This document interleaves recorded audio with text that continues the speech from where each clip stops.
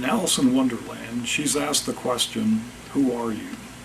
To which Alice replies, and I quote here, "I hardly know, sir, just at present. At least I know who I was when I got up this morning, but I think I have been changed several times since then." Now this is a really interesting response, and it goes along with what I want to discuss. My talk is about effectiveness.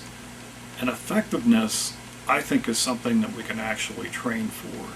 And this relates back to a blog that I've been working on since the beginning of 2009 called Exceptional Psychology.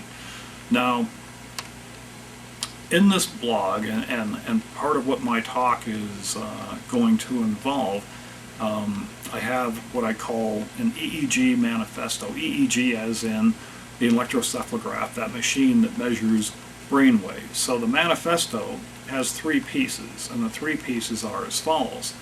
Life is about creativity, happiness, and being in the zone. That's the first one. 2 is that there are mental states that enhance the first one.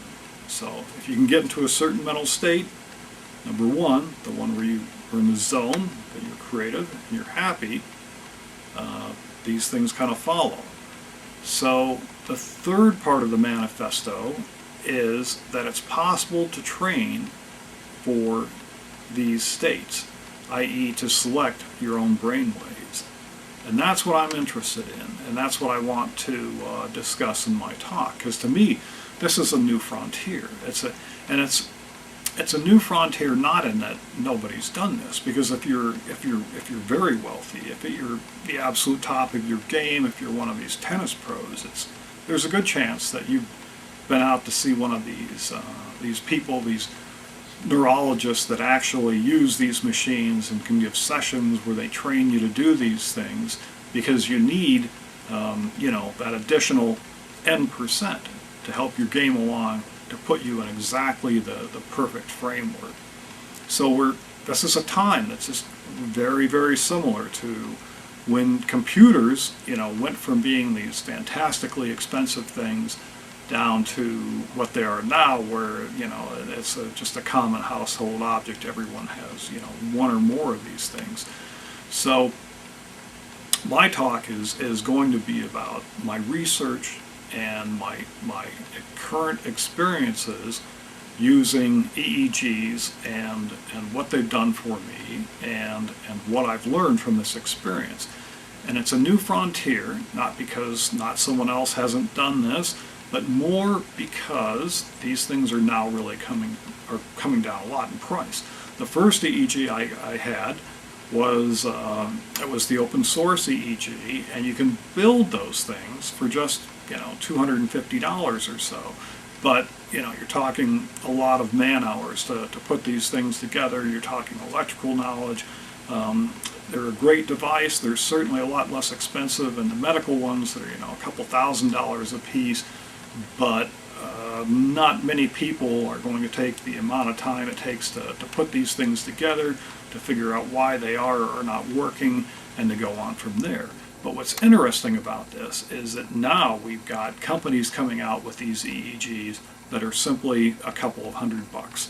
And I'm going to bring an example of one of these in, and the one example that I'm going to bring in is one by NeuroSky. It's only a single channel, but it's only a couple of $100, and it's already put together, and it's a lot easier to use than the open source the EEG that I was using before.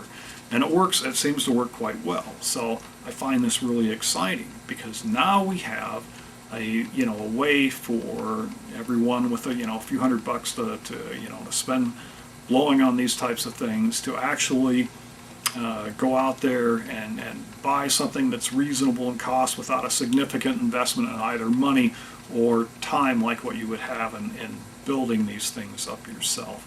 So that's the first part of the question. The first part of the question is, can you even buy these things for a reasonable cost? But then the second part is, well, now that you've got it, what do you do with it? Because the books that are out there right now, they tend to go one of several ways. One is that they're written for neural practitioners that are helping accident victims, people that have had a part of the brain damaged, and now through brain plasticity they're going to train a different part of the brain. This is actually a really fascinating area. They're going to train a different part of the brain to take over the function that used to be handled by the brain that was the part of the brain that was damaged. And the brain has this plasticity, all through adult life. This is things that are just really fascinating to take this over. But the focus that I'm going to have isn't going to be on that. My focus is going to be on how do we enhance our creativity? How do we enhance our ability to think? How do we enhance our ability to focus? How do you train for this? What does it look like in the waves when you're doing this? How hard is it? What can you kind of expect? What's it like? And so that's going to be my talk. Thank you.